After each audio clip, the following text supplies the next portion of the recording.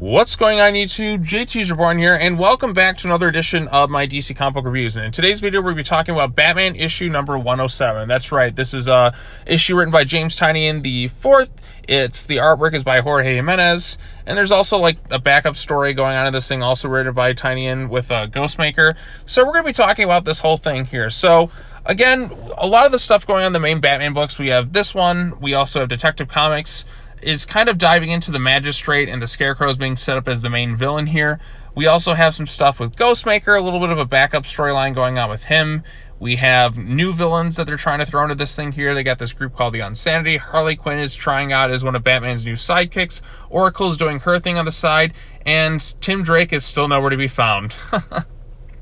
Well, we know where Damian's at. Dick Grayson's obviously got the stuff in Nightwing.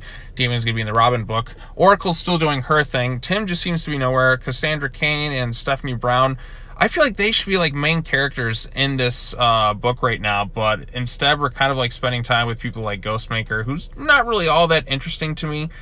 He's kind of like Batman's frenemy going on here. And I don't know, I feel like there's a little bit too much going on in this series right now. Like, again, I can follow it, but like I kind of wish it just had a little bit more focus on one of these plot elements rather than kind of throwing a little bit too much. But I think it'll work out in the end because, you know, Tynion is a good writer. I don't know, it's just not really an engaging story to me as of right now. I'm not really that interested in the whole Magistrate thing. I mean, I've seen some of Future State, and that didn't really like grab my attention all that much. I mean, I do love the Scarecrow. Scarecrow is one of my favorite Batman villains. I think the new design looks great.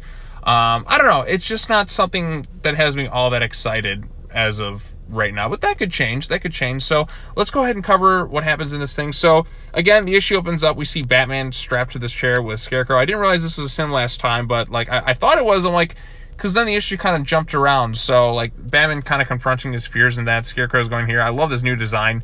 We also see him breaking into the mayor's mansion because, as you know, the last time, Christopher Nakano, the mayor, who's been set up for a while with a lot of stuff. Again, this is all being pushed to lead into the whole Magistrate program with Future State. So again, Future State's not set in stone, but it is the most likely scenario with what they're going for, and I really hope not, because I'm not really a huge fan of Future State. Like I said, it's just so he's doing his thing. We also find out that Renee Montoya is the new commissioner, and she gives Batman a chance to escape. He gives her some sass back, and then he escapes. We also see this villain known as Stabbo talking about like the vines and stuff. Like he's fearful of that. He's trying to kill people. Harley Quinn stops him. Police officer's there. She's like, oh, you know, if he's on his meds, he'll be fine. And then bam, she hits the cop, and then that kind of puts her in the under the radar of the police. Like she's like, oh shit, I kind of messed things up. Ghostmaker comes in. He's just like, you know, I'm kind of bored. Batman's busy, and I find you kind of interesting. So, unless you want to spend the night in Blackgate, come with me. You also get the teases of another new villain character. Again, Tynion seems to be throwing in so many new characters because, personally, I think it's because if you introduce a lot of new characters, you get more money. And instead of utilizing other classic Batman characters, like if you go into like if these newer characters appear in like media or something, you get royalties from it. So I feel like that's kind of why they're introducing new characters. And understandable if you want to introduce new characters. I just feel like there's other Batman villains and stuff I'd rather see utilized. Like I want to see the Riddler in a really good storyline. I know Riddler's a tricky character to write for sometimes, but man, I want a really good Riddler storyline. I feel like it's been a long time since there's been a good like long-term arc with the Riddler. It just feels like it's a long time. Joker always gets attention. I'm glad Scarecrow is, because I really like Scarecrow. Bane's gotten stuff. I want to see Riddler get a really cool storyline in the near future, but we'll just kind of have to wait and see, because I really like Riddler. But again, this is this new character. They don't mention her name just yet. I think it's Gardner or something. It's kind of a poison ivy thing going on here. These little plant dog creation things going on. And yeah, so there's that. We also see Batman go back to the clock tower. Barbara Gordon is working as Oracle, which is a good role for her to have.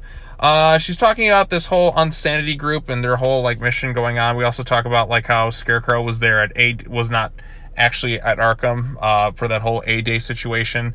And Batman has to decide to kind of infiltrate this Unsanity thing. They do mention Steph and Cass setting up bat signals, though, which is across the city, so that's going to be kind of interesting.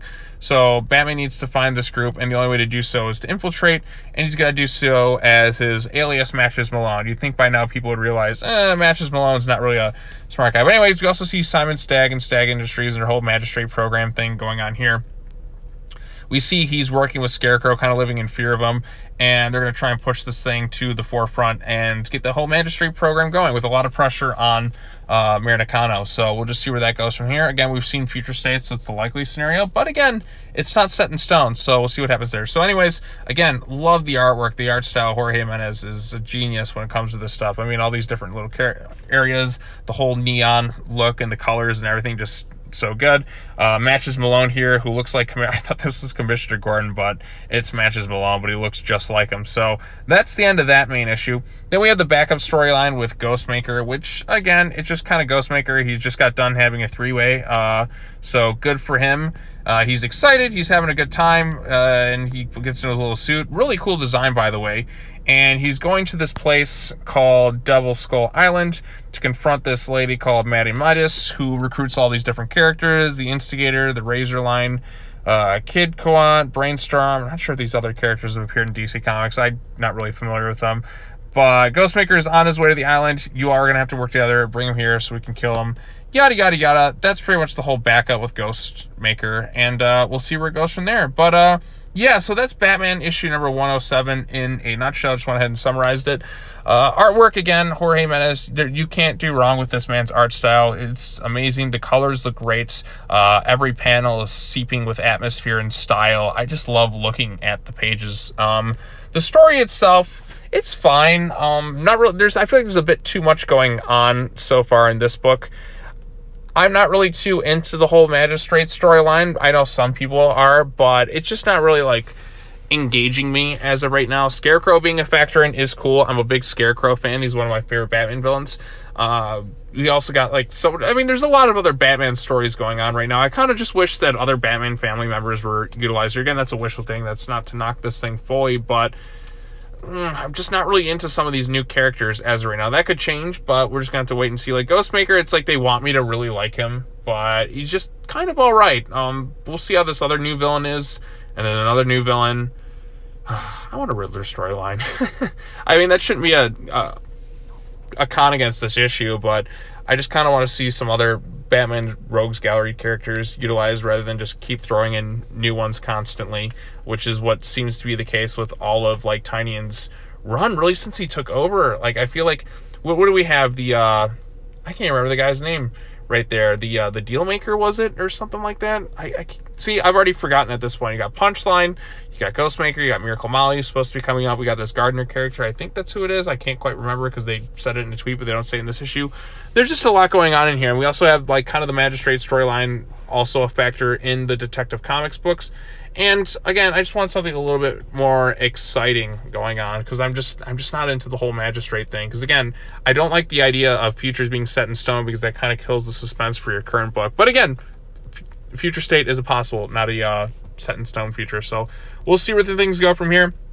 Still think the best Batman family book right now is Nightwing, but that'll probably change once the Robin book comes out. And Urban Legends had the really awesome Red Hood storyline, but the other stuff was just kind of okay. But the main Batman book, it's just all right. It's just nothing all that exciting, nothing really bad per se, but I kind of wish I was just engaged in it a little bit more. I just wish for something that really has me on my toes, like, you know, very excited what's going to happen next. I just think this storyline so far is just kind of all right. But that's just me. I think it's all right. Nothing too bad. Artwork is fantastic. It is interesting to see Harley Quinn kind of join the mix, I guess. But why are not other Batman family members not being utilized as opposed to all these new characters is beyond me. So we're just going to have to wait and see what happens. But anyways, what did you think of Batman 107? Did you like it? Did you dislike it?